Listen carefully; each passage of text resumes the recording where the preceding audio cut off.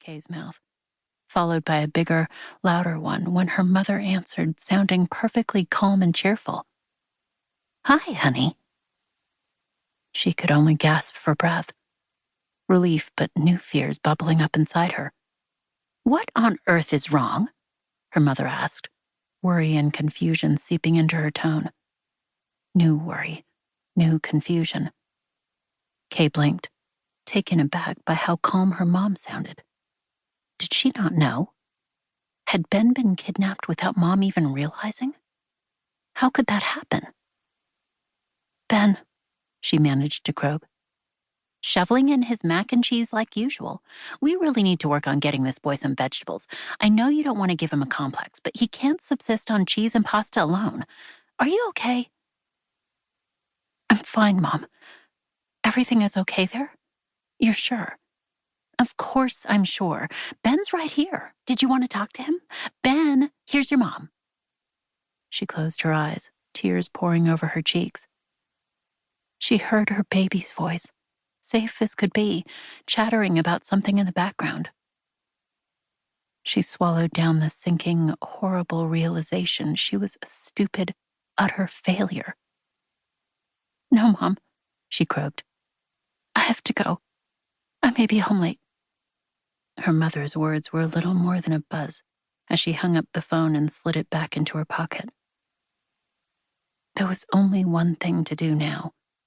Sound the alarm, own up to her mistake, and pray she didn't end up an inmate herself. Chapter 1. Selena Lopez yawned as she filed into the meeting room of the Tactical Crime Division, a specialized FBI team made up of experts from several active divisions in one small group. Selena's specialization was currently back home asleep in her crate. Lucky dog. Of course, if Selena was deployed into the field, she'd be waking her German Shepherd and taking her out to track regardless of the time. She yawned again. She was used to middle-of-the-night calls, going on little to no sleep, but her neighbors had been having one hell of a party. Again. She was really getting tired of apartment living. In the boardroom, half the team were in various states of disarray already situated around the large table. Sleep-tumbled hair, casual clothes, and desperate looks at the cups of coffee in front of them were all typical signs of a middle-of-the-night call.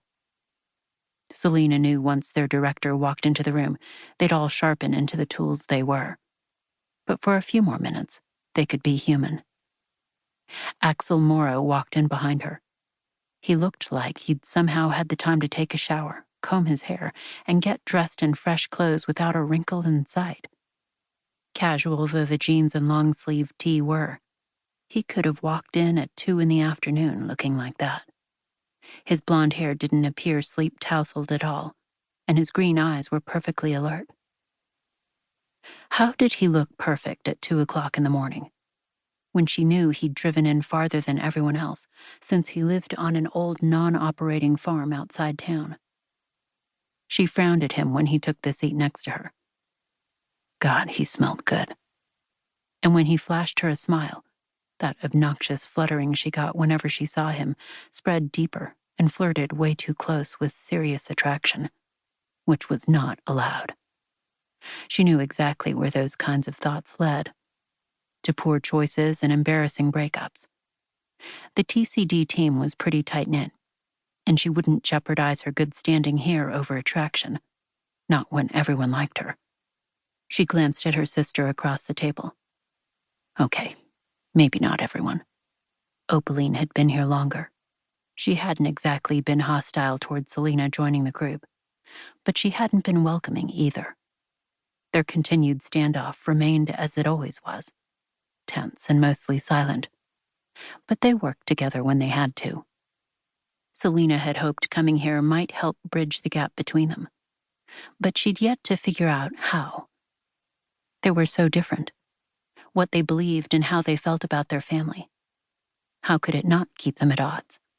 Dr. Carly Welsh entered the room and sat down on the other side of her. "You look rough." Selena slid her friend a look. "You try living in Party City. I bet they aren't even allowed to have parties."